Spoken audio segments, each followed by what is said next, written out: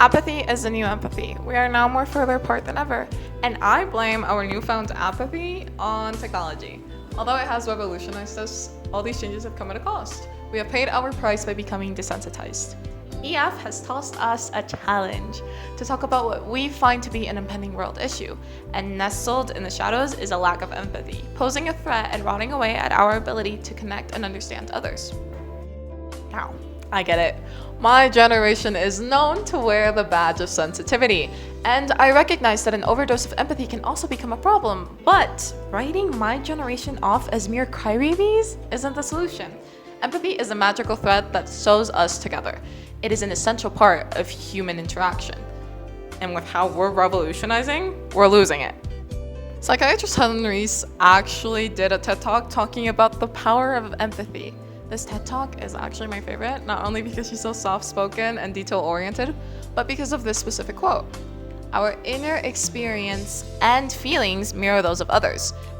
Our human brain is hardwired for empathy because our survival depends on it. And now, let me explain why this is so important. Have you ever heard of the saying, monkey see, monkey do?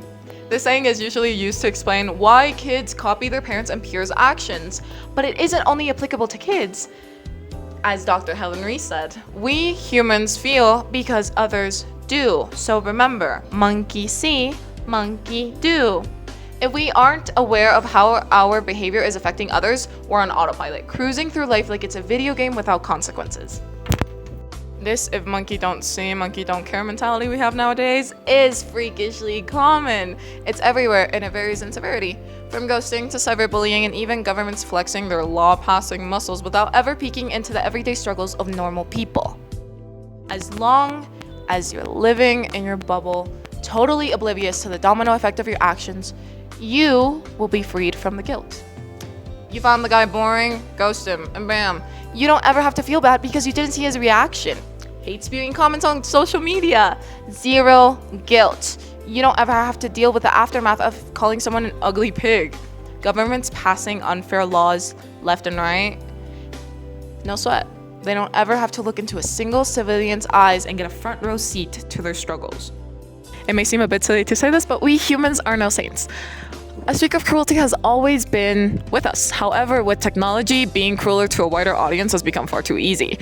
A key factor we need to consider is our innate desire for approval. Psychologist Paula Bloom put it this way: we are all sensitive to social hierarchies and to a desire for approval and esteem. So we often fold to the social pressures of our environment. Our constant search for gratification makes it alarmingly easy for us to dehumanize. Online, people will belittle others in a twisted effort to boost their own self-esteem, using it as validation of their supposed superiority. What's especially concerning is the normalization of this behavior. Whether we're scrolling through comments online or having conversations with friends, hate seems to pass without a second thought. If your favorite YouTuber is told to off themselves, most people will scroll past the comment.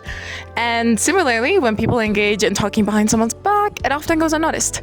This normalization of dehumanization poses a chilling question about the state of our collective empathy. Have we become so desensitized that the degradation of others is taken as a societal norm? It's concerning, isn't it?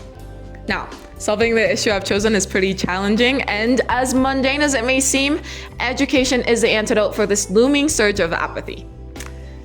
Now, I am not talking about your run-of-the-mill education. I'm talking about diving deep into interpersonal relationships and what empathy truly is. Far beyond the cliche, put yourself in other people's shoes.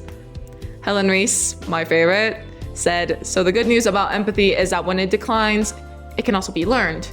Whether you're a spring chicken or a wise owl, empathy is in our DNA. We just need to dust it off." Societal change starts with us as individuals. So let's acknowledge the problem and get ready to make a change. Because causing change isn't mission impossible. It's a DIY project.